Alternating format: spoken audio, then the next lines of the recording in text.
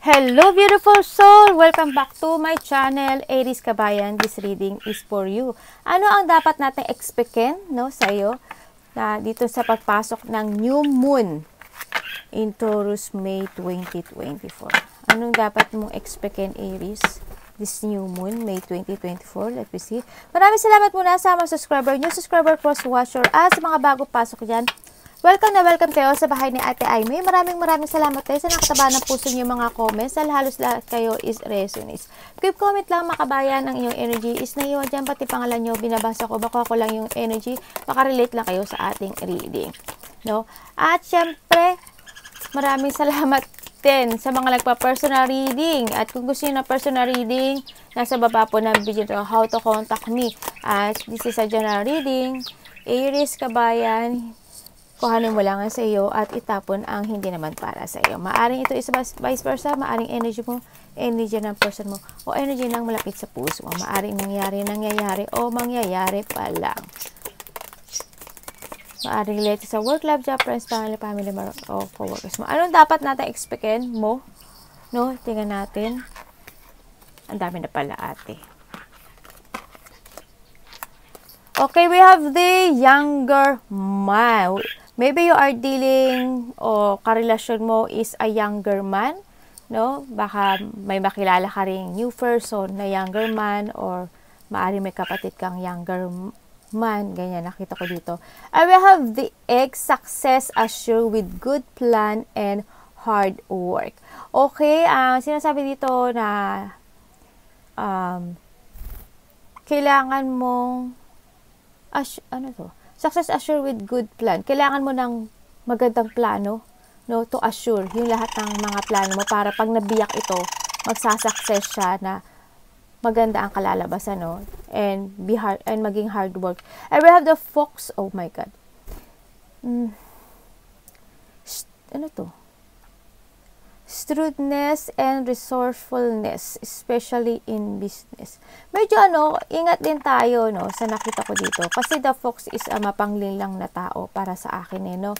Yan, yung mga nakakadil natin, baka medyo may pagka-sneaky sila, no, o hindi maganda, o kaduda-duda. Pakiramdaman yung maigi, no, sa nakita ko ito. I will have the base. You have a secret admirer, or maybe ikaw mayroon kang gustong tao na kinikimkim mo, or kaya there's a person na may sikretong sa'yo na nararamdaman. We have the ant, work, achievement, and success. Wow! Yan, alam ko naman na very hard work ka, Aries, sa nakita ko dito.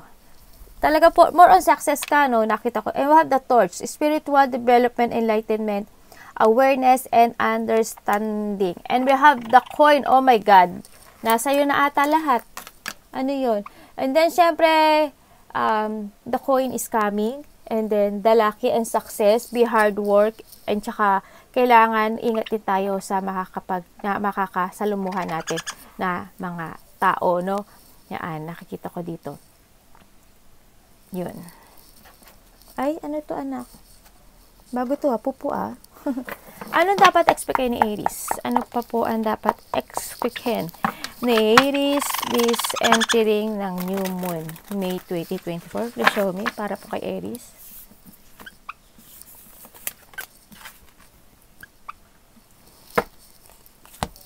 Anak, ano yan? Sandali. Ay, inano mo si mami, Hindi ko yan mga kabayan, hindi ko inano. Siya yung umano, kasi nasa braso ko siya. Nasa ko yung braso ko. Nalaglag siya. Anak, ang Diyos ko po. Kaya bisa madaling araw ako kasi nagkakagulo sila. Nagkakagulo. Ayan, ang sinasabi dito, kailangan mo na rin na magkaroon ng clarity sa mga pag-iisip mo, no? Yung mga gusto mong gawin. If you want to jump to your fashion, yung gawin mo yung gusto mo, lakasan mo lang yung loob mo, tiwala sa sarili. This is the time to step up na rin sa nakakita ko dito. Yan. Oh, okay. Talaga. Andin na yung darating na yung magpaglago ng iyong sarili, no? Andin na rin na pinag-iisipan mo. Dahil may naaalala ka na mahalaga sa puso mo, na gustong-gusto mo, nakatingin ka sa nakaraan, Aries. Hindi ko alam kung sino siya, pero nakikita ko yung halaga niya sa'yo. Parang gusto mong lumabas sa yung comfort zone kung nasaan ka ngayon. And then, when it comes din naman sa'yo, nakikita ko yung paglago when it comes to money, magkakaroon ng mga renewal, magkakaroon ng revert sa'yo, no, sa nakikita ko dito. Yung dapat ko malaman dyan kayo rin.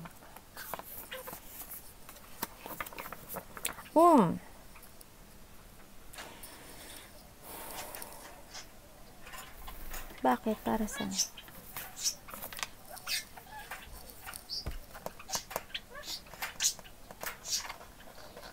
Okay, parang naguguluhan ka, no?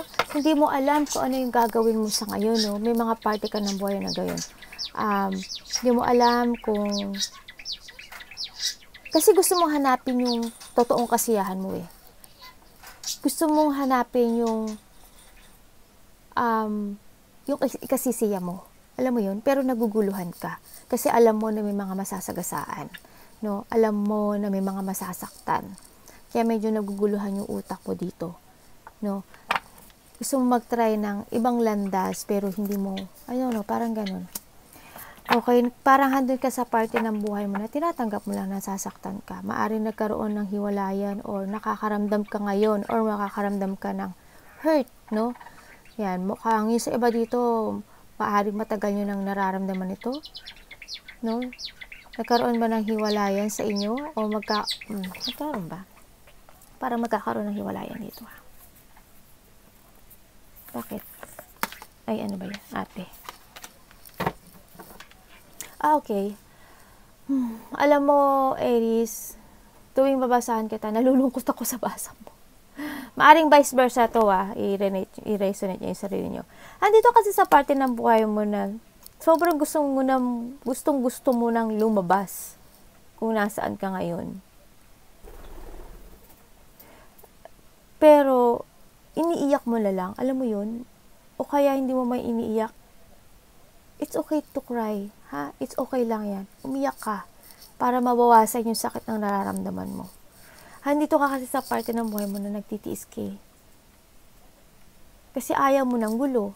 Gusto mo lang ng magkaisa. Gusto mo lang ng kalmado. Gusto mo lang ng katahimikan. Nagtitiis ka para lang sa kapayapaan. Nagiging patient ka sa lahat ng mga nangyari sa buhay mo. Ngayon, nagaganap sa buhay mo ngayon. No?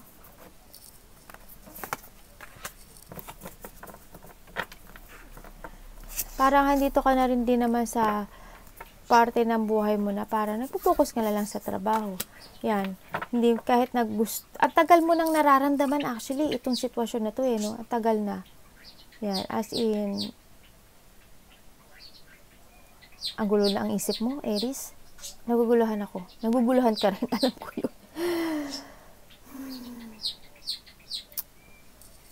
But it comes to money, sa negosyo, sa ganun, nakikita ko magkakaroon ng mga paglago, magkakaroon ng success when it comes to money at sa mga ginagawa mong trabaho man yan, business man yan, nakikita ko to. Iba dito may own business malaki o maliit yan, may sarili kayo. Magkakaroon siya ng paglago. Pero doon sa part na nakikita ko na parang may gusto pa kayong itry sa nakikita ko dito. Pero hindi nyo alam paano, how. May takot kasi kayo sa mangyayari, no? Sa nakita ko to. Parang gusto nyo mag-try. Hindi nyo iniisip nyo tong situation na to, pero hindi nyo alam hindi ko alam. Kasi siguro may mga nangyari in the past na hindi maganda, ganyan. Kaya medyo iniisip mo kung dapat ba, kailangan ba. Ayan. Yun nakikita ko sa inyo. You are now in a new horizon sa buhay mo, no? Sa nakita ko dito. Kasi in the past, ang dami ring sakit at hurt. Nandun yung pag-aabandon, nandun yung nag-backstab sa'yo, nandun yung sadness and pain na nakita ko sa'yo. And then, ngayon naman, nakita ko naman na, or maaring ito, ngayon nararamdaman mo sa buhay mo yan, o sa sarili mo na you feeling abandoned, no? Or you feeling, baka nakakaroon ka ng sadness, no? Maaring gano'n sa nakita ko dito. Andito na rin na nakikita ko na nagkakaroon ka pa ng more ideas when it comes sa kaperahan or hindi man kaperahan yan, mayroon ako nakita na maaring may gusto kang gawin. Sa nakita ko dito, maaring a creation na meron ng layunin sa iyo na to success. Andito na yung pag-focus ka na and you take it action to make it real lahat ng goals mo sa buhay mo. Matulungin ka nun. Andito na rin yung mga pag-iipon ng pera na hindi ka gaano bibili ka lang ng mga gusto mo. May mga maaring nag-iipon ka kasi may gusto kang puntahan sa nakita ko dito or may mga preparation ako nakikita sa'yo. Baka may pinag-iipunan ka, no? Nakita ko rin na medyo napapagod ka na kung nasaan ka sa ngayon. No, may mga pagod, may mga pag-iisip sa nakita ko dito.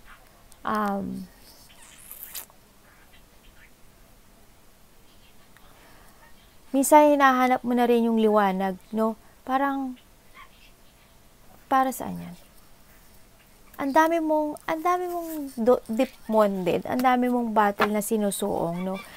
Okay, may gusto kang ipaglaban. Nakita ko parang may departure or mayroong pag-alis. Ako nakikita sa'yo, Aries. Gusto mo bang umalis? Dahil may gusto kang ipaglaban. Gusto mo ipaglaban yung happiness Gusto mo ipaglaban yung fulfillment. Gusto mo ipaglaban yung sarili mo. Yung ikasisiya mo.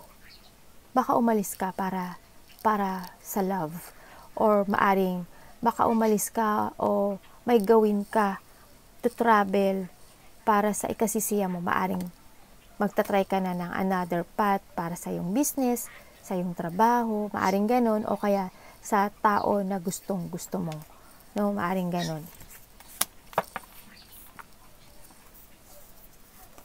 May nakikita ako sa'yo dito na nahata ka ng nakaraan or vice versa ito, no? May tao kasi na gustong humingi ng sorry sa'yo sa nakikita ko dito. No? May tao na, okay, may mga tension ka na hindi natatapos sa nakaraan. May mga pinag-iisipan ka rin sa nakita ko dito Naghahanap ka ng solution sa mga nararamdaman mong ngayon. Urong-sulo nga lang yung feelings mo, no? Kasi hindi mo alam ang gagawin mo. Gusto mong sundin ang nararamdaman. Gusto mo na maging masaya, Pinag-iisipan mo, paano ba muling maging masaya? Paano ba muling maibalik yung ako? Alam mo yun. Nahandun ka sa parte ng buhay mo na yun. Sa nakita ko dito, you need to let go something. You must to let go something. Kailangan mo nang magdesisyon, kailangan mo ng clarity ngayon. Kung gusto mo talaga ng totoong kasiyahan, kailangan mo magdesisyon sa buhay. No? Kung ano yung mga naiisip mo na gusto mong gawin, halimbawa sa business yon, try a new project. This is the time to make a new project sa buhay mo. Kung ano yung idea na naisip mo gawin mo, you need to pursue kasi it will success. Sa nakita ko dito, no? Kung ano man yan, business man yan, kapera man yan, love man iyan. Arigatou namasai, God bless.